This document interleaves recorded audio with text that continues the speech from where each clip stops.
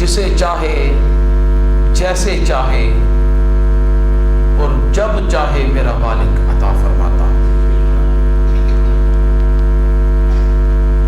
اللہ تعالیٰ جسے عطا کرے اس سے روک کوئی نہیں سکتا،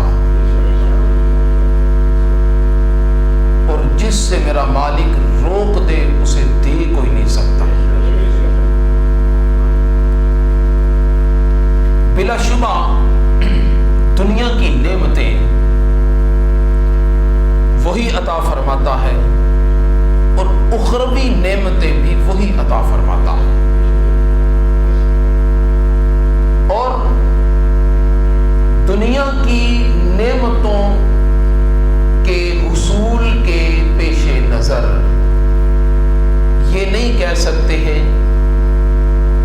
کہ میرا مالک میری دنیا کی نعمتوں کی وجہ سے مجھ سے راضی ہے۔ اس لیے کہ وہ دنیا اپنوں کو بھی عطا فرماتا ہے اور نافرمانوں کو بھی عطا فرماتا ہے، جبکہ اخروی نعمتیں اللہ تعالی فقط اسے عطا کرتا ہے جس سے محبت فرماتا ہے۔ دین کی سرفرازی اور برکت اور دین کے اندر ترقی خدا اس کی توفیق فقط اسے عطا کرتا ہے جسے خدا بند قدوس محبت کی نگاہ سے نظر کرم فرماتا ہے۔ لہذا اس وقت ہمیں رب تعالیٰ کی نعمتیں حاصل کرنے کا بہترین موقع میسر ہے۔ ماہ ذو الحج کا آغاز ہو چکا ہے، جس کا آج الحمدللہ چوتھا دن ہے، اور اس ماہ مقدس کے ساتھ کئی انبیاء ذی شان علیہم السلام کی نسبتیں وابستہ ہیں۔ یہ وہی مقدس مہینہ ہے کہ جس مہینے میں دنیا کے چپے چپے سے، کونے کونے سے، ہر سطح سے، ہر مقام سے، ہر میدان سے اللہ تبارک و تعالی کے زائر، خدا کے مہمان اس کے گھر کی زیارت کے لیے پہنچتے ہیں۔ حج بیت اللہ کی سعادت حاصل کرنے کے لیے حرم کعبہ میں صحن مکہ کے اندر پہنچتے ہیں، اور بلا شبہ بڑے قسمت والے، بڑے مقدر والے ہیں جنہیں خدا یہ توفیق عطا کرتا ہے، اور پہنچ کر اپنے محبوب صلی اللہ تعالی علیہ وسلم کی اداؤں، آپ کی عادتوں پر عمل کرتے ہیں۔ حج سارے کا سارا اللہ کے محبوبوں کی اداؤں کا نام ہے۔ حج سارے کا سارا اللہ کے حبیب صلی اللہ تعالی علیہ وسلم کی اداؤں کا نام ہے۔ اس پر مفصل ایک گفتگو جو ہے وہ موجود ہے، لیکن اپنے موضوع کی طرف رہیں گے۔ یہ وہی مہینہ ہے جس میں حضرت سیدنا ابراہیم علیہ السلام کی عظیم سنت ابراہیمی علی نبینا علیہ السلام بحکم مصطفیٰ کریم علیہ السلام، سنت ابراہیمی بحکم مصطفیٰ کریم علیہ السلام، پوری دنیا میں مسلمان اس پر عمل کرتے ہوئے قربانیاں کرتے ہیں اور جانوروں کو ذبح کرتے ہیں۔ اگر میرے محبوب علیہ السلام کا حکم نہ ہوتا تو حضرت ابراہیم علیہ السلام کی اس سنت پر کوئی عمل نہ کرتا۔ میرے حبیب علیہ السلام کو یہ سنت ابراہیمی پیاری بھی لگی، محبوب بھی رہی، اور آپ نے اس پر خود بھی عمل فرمایا، اور آقا علیہ السلام نے پھر اپنی امت میں اسے رائج کرنے کا حکم ارشاد فرمایا، لوگوں کو اس کی ترغیب دلائی، اس کے فضائل، مناقب، درجات لوگوں کو بتائے۔ قربانی کرنے والے کی فضیلت تو اپنی جگہ پر رہی کہ اس نے قربانی کر رہا ہے، اس کی فضیلت تو اپنی جگہ پر۔ قربان جائیں میرے آقا آپ کی ذات پر، آپ نے قربانی ہونے والے جانور کی بھی فضیلت بیان فرمائی، اس جانور کو بھی محروم نہیں رکھا، اس جانور کو بھی محروم نہیں رکھا۔ میرے محبوب علیہ السلام نے ارشاد فرمایا، وہ بچڑا اور وہ بکرا دیگر بکروں جیسا نہیں، بکروں کے اندر وہ بکرا بڑا بے مثال ہے جو حضرت ابراہیم علیہ السلام کی سنت پر عمل کرنے کے لیے چن لیا گیا ہے۔ میں کہتا ہوں کہ یہ سوچ کے اندر، اس عقل میں اللہ تبارک و تعالیٰ اگر تھوڑی سی ہدایت شامل فرمائے تو بندے کو پھر سمجھ آ جاتی ہے کہ آج کوئی نبی ہونے کی مثل دعوے کرتے پھر رہے ہیں، نبوت کی مثل کے دعوے کر رہے ہیں۔ میں کہتا ہوں اس بکرے جیسا کوئی بکرا نہیں جو بکرا حضرت ابراہیم علیہ السلام کی سنت پر چل کر ذبح ہونے کے لیے تیار ہو گیا ہے، اس بچڑے جیسا کوئی بچڑا نہیں ہے۔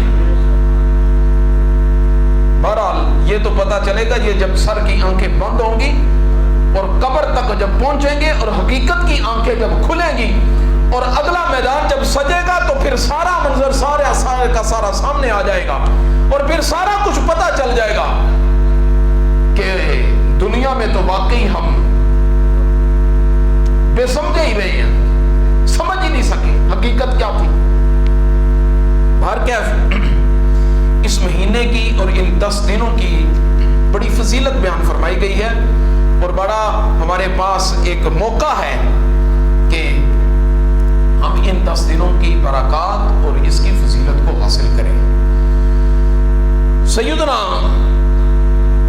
ابو ہریرہ رضی اللہ تعالی عنہ سے یہ روایت ہے کہ جان عالم صلی اللہ تعالی علیہ وسلم نے ارشاد فرمایا ما من ایام احب الی اللہ ان یتعبد له فیہا من 10 ذی الحجہ یعدل صیام کل یوم منها بصیام سنۃ وقیام کل لیلۃ منها بقیام لیلۃ القدر۔ جامع ترمذی شریف کی یہ روایت نمبر ہے 758 758 758 نمبر یہ جامع ترمذی شریف سے سدہ کی روایت ہے۔ میرے کریم محبوب صلی اللہ تعالی علیہ وسلم نے ارشاد فرمایا، آقا علیہ الصلوۃ والسلام نے فرمایا ذو الحج کے پہلے 10 دنوں میں عبادت کرنا اللہ تعالیٰ کو اس قدر پسند ہے کہ اتنا اللہ تعالیٰ کو دیگر ایام میں عبادت اتنی پسند نہیں ہے۔ سب سے زیادہ اللہ تعالیٰ کو ان 10 دنوں میں اپنی عبادت پسند ہے۔ آگے دیکھیں مثال کیا دی میرے محبوب علیہ الصلوۃ والسلام نے، اے کاش کہ ہم سمجھ جائیں، ہمیں سمجھانے کے لیے کاش کہ ہمیں سمجھ آ جائے۔ پیارے آقا علیہ الصلوۃ والسلام نے ارشاد فرمایا ان میں سے ہر ایک دن کا روزہ سال بھر کے نفلی روزوں کے برابر ہے۔ ان 10 دنوں کی فضیلت میں فرمایا کہ ان 10 دنوں میں سے ہر ایک دن کا روزہ سال بھر کے نفلی روزوں کے برابر ہے۔ اور وہ قیام کل لیلۃ منہا بقیام لیلۃ القدر، اور ان 10 راتوں میں سے کسی ایک رات کا قیام لیلۃ القدر کی رات قیام کے برابر ثواب ہے۔ ان 10 راتوں کو ہم فضول ہی گزار دیتے ہیں۔ کتنی فضیلت ہے ان 10 راتوں کی۔ میرے محبوب علیہ الصلوۃ والسلام کا معمول کیا تھا؟ آقا علیہ الصلوۃ والسلام حضرت ابو قتادہ رضی اللہ تعالی عنہ فرماتے ہیں کہ حضور علیہ الصلوۃ والسلام اکثر ان دنوں کو روزوں کی حالت میں اور راتوں کو قیام کی حالت میں گزارتے تھے۔ میرے محبوب علیہ الصلوۃ والسلام کو کس چیز کی ضرورت ہے؟ آقا علیہ الصلوۃ والسلام کو کس چیز کی؟ حضور علیہ الصلوۃ والسلام رات بھر اگر کھڑے ہو کر تلاوت قرآن فرمائے، نفل فرمائے، تو آقا کریم علیہ الصلوۃ والسلام پر اللہ تبارک و تعالیٰ فوراً قرآن نازل فرماتا ہے، جبریل کو بھیجتا ہے، اور جبریل کو بھیج کر فرماتا ہے کہ جا جبریل فوراً سے میرے محبوب علیہ الصلوۃ والسلام کو میرا پیغام دے۔ آقا علیہ الصلوۃ والسلام کی بارگاہ میں جبریل پہنچتے ہیں اور عرض کرتے ہیں یا رسول اللہ صلی اللہ علیہ وسلم اللہ تعالیٰ کا پیغام لے کر آیا ہوں، خداوند قدوس آپ سے فرما رہا ہے۔ کیا فرما رہا ہے؟ جبریل بتاؤ۔ جبریل عرض کرتے ہیں میرا مالک فرماتا ہے طٰہٰ مَا أَنزَلْنَا عَلَيْكَ الْقُرْآنَ لِتَشْقَىٰ، محبوب آپ آرام فرمائیں، محبوب آپ سو جائیں، محبوب آپ بستر پر آئیں، محبوب ہم نے قرآن آپ پر اس لیے نہیں نازل کیا کہ اس قرآن کی وجہ سے آپ مشقت میں پڑ جائیں، یہ تو ہم نے آپ کے سبب سے کسی اور پر انعام کیا ہے، یہ تو ہم نے آپ کی وجہ سے کسی اور کو ہدایت کے راستے دکھائے ہیں، یہ تو ہم نے آپ کی وجہ سے لوگوں پر انعام کیے ہیں۔ آپ کی ذات نہیں یا رسول اللہ آپ کے تو صدقے ہیں یہ سارے، اگر آپ نہ ہوتے تو پھر یہ جہان کیسے ہوتا، اگر آپ نہ ہوتے کلام کیسے ہوتا، اگر آپ نہ ہوتے حج کیسے ہوتا، بیت اللہ کہاں سے ہوتا، اگر آپ نہ ہوتے تو کائنات میں ہوتا کیا؟ یہ کائنات کی کی ساری بہاریں میرے حبیب آپ کی وجہ سے ہیں. کائنات کے اندر سارے کے سارے نظارے مصطفیٰ آپ کی وجہ سے ہیں. لہذا آپ اتنی مشقت نہ فرمائیں. یہ خدا اپنے حبیب علیہ الصلوۃ والسلام سے فرما رہا ہے. اور حضور علیہ الصلوۃ والسلام کا پھر معمول کیا ہے, پھر آقا علیہ الصلوۃ والسلام کا معمول کیا ہے, یہ کیوں ہے ہمیں سمجھ آ جائے, ہمیں پتہ چل جائے کہ میرے حبیب علیہ الصلوۃ والسلام کا یہ معمول ہے, یہ طریقہ ہے, تاکہ لوگوں کو پتہ چلے کہ میرے نبی علیہ الصلوۃ والسلام کا عمل شریف یہ ہے. شاید کوئی میرے عمل کو دیکھ کر ہی کوئی عمل کر جائے. اگر حضور علیہ الصلوۃ والسلام کو اگرچہ اس چیز کی ضرورت نہیں تھی اور ضرورت نہ ہونے کے پیش نظر اگر حضور نہ فرماتے تو ممکن تھا کہ کسی کے لیے یہ سنت نہ بنتی, اور جب سنت نہ بنتی تو اس عمل کو وہ درجہ اور فضیلت نہ حاصل ہو پاتی. حضور علیہ الصلوۃ والسلام نے اس عمل شریف کو ایک تو سنت کا درجہ عطا کیا اور دوسرا سنت کا درجہ عطا کر کے قیامت تک کے لوگوں کے لیے آقا علیہ الصلوۃ والسلام نے اسے سنت بنا دیا کہ تم جب بھی قیام کے لیے کھڑے ہوگے تو تمہارے ذہن و دماغ کے اندر ایک چیز دوڑتی ہوئی سرایت کرتی ہوئی نظر آئے گی کہ اگر ہاتھ اٹھاؤ گے تو تمہیں نظر آئے گا میرے حبیب علیہ السلام نے ایسے ہاتھ اٹھائے تھے. اگر قیام کرو گے تو تمہارے ذہن و دماغ کے اندر یہ چیز سرایت کرتی ہوئی نظر آئے گی کہ میرے حبیب علیہ الصلوۃ والسلام نے ایسے قیام فرمایا تھا. اور بھئی یہ آج کے 14ویں صدی کے بریلویوں کا عقیدہ نہیں ہے کہ ہم جو یہ منبر پر بیٹھ کر ایسے کہہ رہے ہیں یہ آج کے نہیں. اگر تاریخ پڑھ کر دیکھو, تاریخ نہیں بخاری پڑھ کر دیکھیں, حضرت فاروق اعظم رضی اللہ تعالیٰ عنہ کا بھی طریقہ یہی ہے. حجر اسود کو چومنے لگے تو آقا حضرت فاروق اعظم رضی اللہ تعالیٰ عنہ نے ہاتھ رکھے ہوئے ہیں اس کے اوپر, حجر اسود کو چومنے لگے تو پیچھے ہٹ گئے اور حجر اسود سے مخاطب ہو کر کہنے لگے کہ بھئی تیرے اندر کیا کمال ہے کہ تجھے فاروق چومے, تیرے اندر کیا کمال کہ تجھے فاروق چومے. نہیں, فاروق اعظم فقط تجھے اس لیے چوم رہا ہے کہ میرے حبیب نے تجھے چوما ہے. فاروق اعظم تجھے اس لیے چوم رہے ہیں کہ تجھے فقط میرے حبیب نے چوما ہے. میں تجھے کسی فضیلت کی بنا پر نہیں, میں اپنے گناہوں کی بخشش کی بنا پر نہیں, میں کسی اور غرض سے نہیں, فقط میری غرض یہ ہے کہ میرے حبیب نے تجھے چوما. جب میرے حبیب نے تجھے چوما تو میں بھی تیرے بوسے لے رہا. صحابہ نے یہ ہمیں عقیدہ دیا, یہ تاثر میں دیا ہے کہ قیامت تک جب نماز کے لیے کھڑے ہونا تو ہاتھوں کو بلند کرنا, تو ذہن کے اندر یہ سوچنا یہ ہاتھ اس لیے بلند کر رہا ہوں کہ مدینے کے تاجدار نے بلند کیے ہیں. قیام کے اندر اس لیے کھڑا ہو رہا ہوں کہ مدینے کے تاجدار اس طرح کھڑے ہوئے ہیں.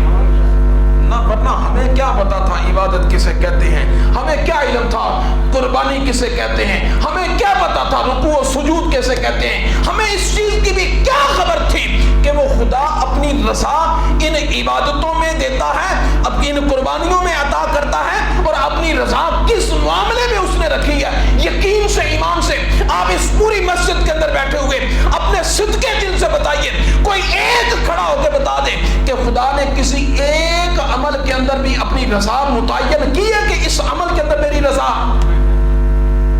نہیں. اگر کی ہے تو فرمایا کہ میرے حبیب کے نقش قدم پر چلو, جو ان کے نقش قدم پر چلے فقط اس کی رضا نہیں, میں اسے اپنا حبیب بناتا ہوں, میں اس سے محبت کرتا ہوں, میں اس سے.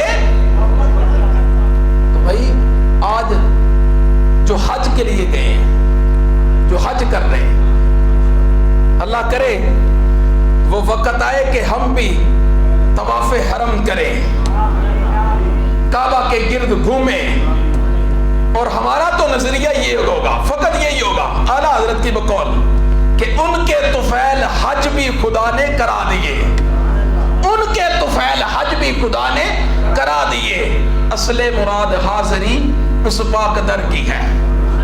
حج کے لیے جائیں تو ہم تو آقا علیہ الصلوۃ والسلام نے فرمایا کہ طواف کرتے ہوئے جو حاجی ہیں وہ ذرا غور فرمائیں, جنہوں نے طواف مکہ کیا ہے, کعبہ شریف کا طواف کیا ہے, رمل کرتے ہیں نا,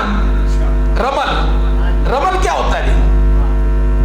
रमल, भाग कर तवाफ करना। और ये पाँव के जो अपने अगले पब जो हैं, इन्हें क्या बोलते हैं, पाँव का अगला हिस्सा जो है, इन पबों के ऊपर, इनके ऊपर जरा खड़े होकर, जरा जो तवाफे काबा के दूसरे चक्कर है वो इन पबों के ऊपर जरा अकड़ अकड़ कर, पहलवानों की तरह जी अकड़ अकड़ कर। ये क्यों? वो तो मेरे हबीब अलैहिस्सलातु वस्सलाम ने फरमाया आजिज़ी का मरकज है, वो तो आजिज़ी का मरकज है। देखो ना, ये आजिज़ी ही थी कि कोई शहनशाह आ रहा है, कोई बादशाह आ रहा है, कोई सुल्तान वक्त आ रहा है, कोई अमीर आ रहा है, कोई गरीब आ रहा है, कोई राया का हाकिम आ रहा है, कोई एक मोहल्ले का छोटा सा गरीब शख्स आ रहा है, वो भी उसी लिबास में है, और एक वक्त का वजीर आज़म आ रहा है, वो भी उसी लिबास में है।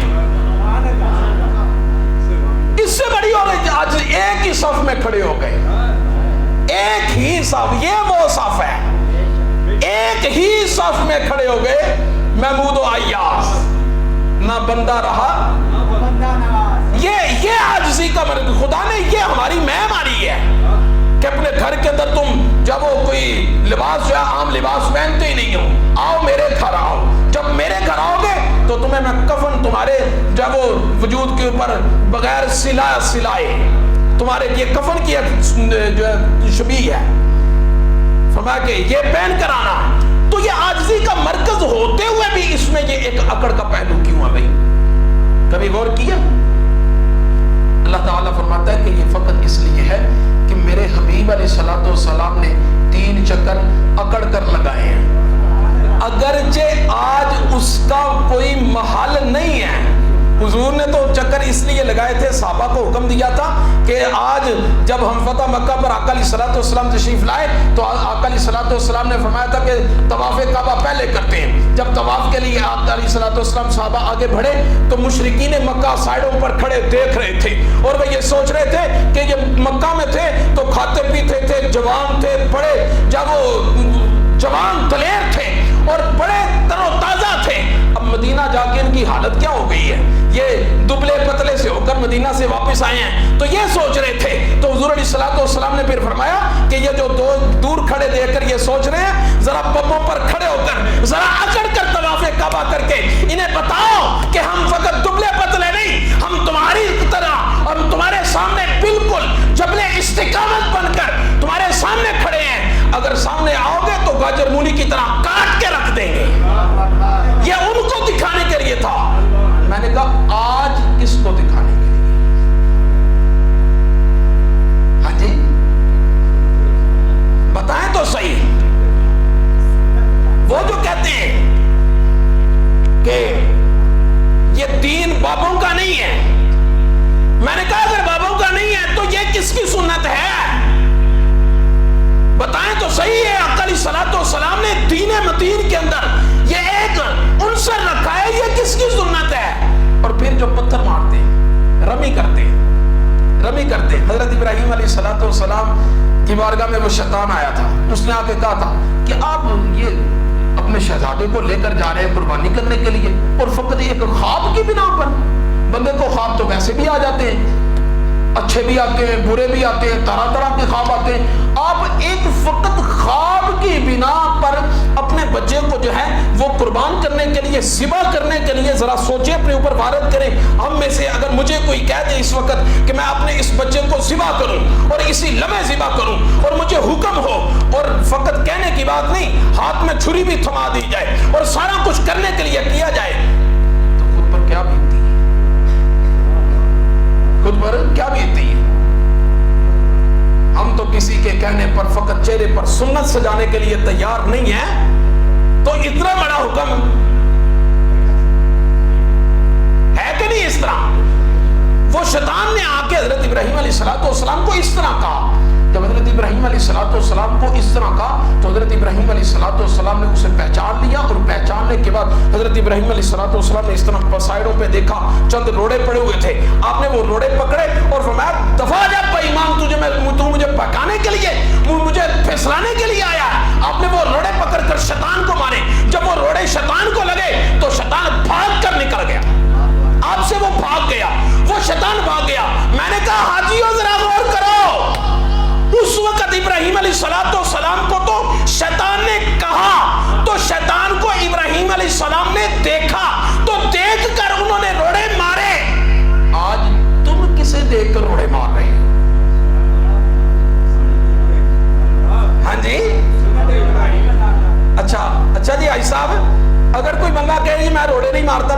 کہ اس طرح واپس آ جاتا ہوں، طواف کعبہ کر کے میں واپس آ جاتا ہوں، میں نہیں جی روڑے مارتا. اللہ تعالیٰ کیا فرمائے گا؟ ٹھیک ہے؟ نہیں، خدا فرماتا ہے میں تیرے سارے پیسے ضائع کر دوں گا، میں تیرا حاجی قبول نہیں کروں گا. پھر بولا کیا کروں؟ فرمایا جس طرح میرے حبیب نے کیا ویسے کر. یہ دین پاپوں کا دین ہے، اگر ان کے نقش قدم پر چلو گے تو پھر قبول ہے، ورنہ. اللہ تعالیٰ نے فرمایا فیہ آیات بینات مقام ابراہیم، یہ ہے چوتھے سپارے کی 95 نمبر آیت. فیہ آیات بینات، اللہ تعالیٰ نے فرمایا اس میں بڑی نشانیاں. کس میں؟ بیت اللہ شریف میں نشانیاں. بیت اللہ شریف میں اتنی نشانیاں حضرت تمام انبیاء کرام علیہ السلام کی قبور ہے. اما حاجرہ سلام اللہ علیہا، ان کا اپنا مزار شریف حتیم شریف کے اندر ہے. حتیم شریف کے اندر حضرت اما حاجرہ سلام اللہ علیہا ان کا بھی مزار شریف حتیم کے اندر ہے، اور حضرت اسماعیل علیہ السلام کا مزار اقدس بھی حتیم کے اندر ہے. یہ حتیم شریف، اور پھر یہ میرے آقا کا کرم ہے. حتیم جو ہے یہ میرے آقا کا کرم ہے. کسی ان پڑھ کو، کسی کج علم فام کو نظر نہ آئے تو یہ اس کا قصور ہے. ہمیں اپنے حضور کا صدقہ نظر آ رہا ہے کہ آقا کریم علیہ السلام کی نگاہ نبوت دیکھ رہی تھی کہ کسی وقت یہ حتیم کعبے کے اندر تھا، کعبے کی حدود میں شامل تھا. کعبے کی جو شیپ تھی وہ کعبے کی شیپ تھی، دو کنارے تھے اور پھر اوپر سے جو کلوز تھا، گول تھا، تو اس طرح کنارے اور پھر اوپر سے اس طرح گلائی آ کر اس طرح تھا. کعبے کی پہلی شیپ یہ تھی. پھر حضور نبی کریم علیہ السلام نے، حضرت ابراہیم علیہ السلام نے جب اس کی بنیاد رکھی تو آپ نے اسے پھر چورس کیا. آپ نے پھر اسے چورس کیا، اور چورس کرنے کے بعد حتیم کعبے کے اندر شامل تھا. جب کعبے کے اندر شامل تھا، اب حتیم جو تھا مقام درجہ اس کا بھی بڑا تھا. حضور نبی کریم علیہ السلام نے دیکھا کہ وڈیرے آتے ہیں، چودھری آتے ہیں، سلاطین آتے ہیں، مملکت اسلامیہ کے بادشاہ آتے ہیں، اور بڑے بڑے جو لوگ آتے ہیں ان کے لیے تو دروازے کھول دیے جاتے ہیں. وہ کعبے کے اندر چلے جاتے ہیں اور وہ کعبے کے اندر جا کے نمازیں پڑھتے ہیں، وہ کعبے کے اندر جا کر عبادت کرتے ہیں، اور ان کو تو یہ سعادت مل جاتی ہے. غریبوں کو پوچھنے والا کون ہے؟ جو وزیر اعظم ہو اور اس کے لیے تو وہ کنڈی کھول دے کعبے کی، اور وہ وزیر اعظم کعبے کے اندر چلا جائے. اب تیرے اور میرے جیسے کے لیے کون کنڈی کھولے گا؟ حضور نے فرمایا آؤ میرے غریبوں، آؤ میرے غلاموں، میں قیامت تک کے لیے کعبے کا حصہ آپ کے لیے سرعام بغیر دروازے کے کھولے جا رہا ہوں. جس نے قیامت تک حتیم کے اندر نماز پڑھی گویا کہ اس نے کعبے کے اندر نماز ادا کی. میرے حبیب علیہ السلام نے حتیم کو کعبے سے باہر کر دیا. ہم ہمارے لیے، غلاموں کے لیے، اس بے بس امت کے لیے، غریبوں کے لیے، ناداروں کے لیے، ان مفلسوں کے لیے میرے آقا علیہ السلام نے کرم کیا. ان کے لیے فرمایا یہ اس میں بڑی نشانیاں ہیں، اور پھر فرمایا مقام ابراہیم، سب سے بڑی نشانی مقام ابراہیم ہے. فی آیات بینات مقام ابراہیم. اہل علم ذرا توجہ فرمائے تو فرمایا فی آیات یہ بھی جمع ہے، بینات یہ بھی جمع ہے. ان دونوں جمعوں کے اندر، جمع المجموع کے اندر آقا اللہ تعالیٰ نے کسی نشانی کا حسر کے ساتھ ذکر نہیں کیا کہ یہ نشانی ہے وہ نشانی. وہاں بڑی نشانیاں ہیں، لیکن ان نشانیوں میں سے اگر کسی کا ذکر کیا ہے تو وہ قابل ذکر ہونے کی وجہ سے معدوم الذکر اور تمام نشانیوں میں سے بڑھ کر نشانی ہو جاتی ہے. اس لیے کہ جن نشانیوں کا ذکر نہیں کیا گیا وہ نشانیاں تو ہیں مگر کم عظمت والی ہیں. اگر وہ عظمت والی ہوتی تو ان کا ذکر کیا جاتا، اور جس کا پھر ذکر کیا گیا ہے تو غیر مذکور نشانیوں میں سے وہ نشانی پھر افضل ہے. تو پھر ثابت یہ ہوا کہ مقام ابراہیم ان سب میں سے، مقام ابراہیم ان سب میں سے افضل ہے. اب مقام ابراہیم ہے کیا؟ مقام ابراہیم ہے کیا؟ اللہ تعالیٰ نے فرمایا وَاتَّخِذُوا مِن مَقَامِ إِبْرَاهِيمَ مُصَلًّى. یہ جو کہتے ہیں نا کہ غیر نبی کا خیال نبی کا خیال آ جائے تو نماز نہیں ہوتی یا ٹوٹ جاتی ہے، یا جو یہ کہتے ہیں ہم ان کے لیے صرف اتنا کہیں گے کہ دیکھو اللہ تعالیٰ نے فرمایا فَاتَّخِذُوا مِن مَقَامِ إِبْرَاهِيمَ مُصَلًّى، کعبے کے پاس نہیں، مقام ابراہیم کے پاس 2 نفل پڑھو، مقام ابراہیم کے پاس 2 نفل پڑھو، یہ تم پر ابراہیم علیہ السلام کا احسان ہے۔ تو حضرات محترم، میرے حبیب علیہ السلام کی اداؤں کا نام ہے یہ سارا کچھ، آقا علیہ السلام کی، لہذا یہ قربانی جو ہے یہ میرے محبوب علیہ السلام کی بھی سنت ہے، اور حضرت ابراہیم علیہ السلام کی بھی نہایت مفلسی کے ساتھ، عاجزی کے ساتھ، انکساری کے ساتھ، جن کو اللہ تعالیٰ نے طاقت دی ہے قربانی کرے، لوگوں کو دکھانے کے لیے نہیں، لوگوں کو۔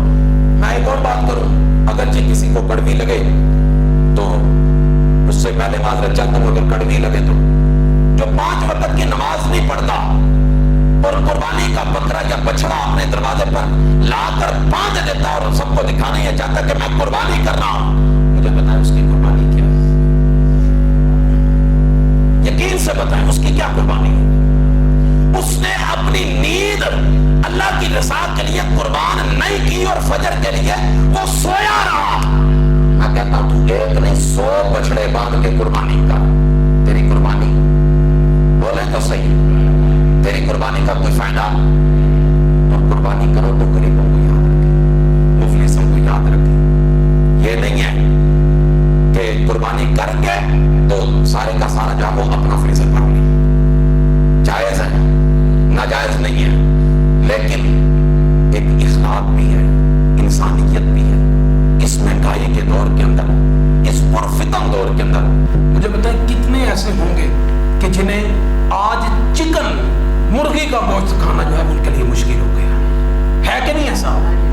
یقین سے ایمان سے بتائیں، اپنے دل پہ ہاتھ رکھ کے بتائیں، ہم اپنا اگر یہ فریضہ ادا کریں تو پہلے تو سب سے کہ نہایت عاجزی کے ساتھ رو کر اللہ تعالیٰ کی بارگاہ میں گر گڑا کر کہ مولا تیری توفیق سے کر رہا ہوں، اور فقط اسی پر نہیں باقی فرائض بھی ادا کریں۔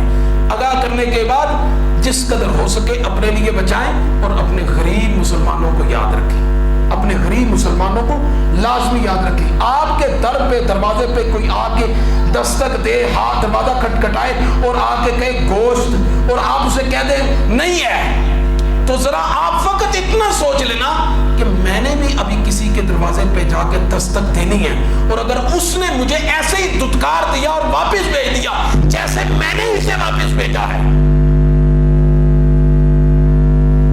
تو میرا کیا حال، میرا کیا حال؟ خدا کی بارگاہ میں جانا نہیں ہم نے، اللہ کی بارگاہ میں دس سے سوال کرنا نہیں ہم نے، اس کی بارگاہ میں وہ فرماتا مجھ سے نہ مانگو، میری مخلوق کی خدمت کرو، مجھ سے مانگنے کی ضرورت ہی نہیں پڑے گی، تمہارے خزانے ایسے دے گا وہی، لیکن فرماتا ہے بے مانگے تمہارے خزانے اتنے بھر دوں گا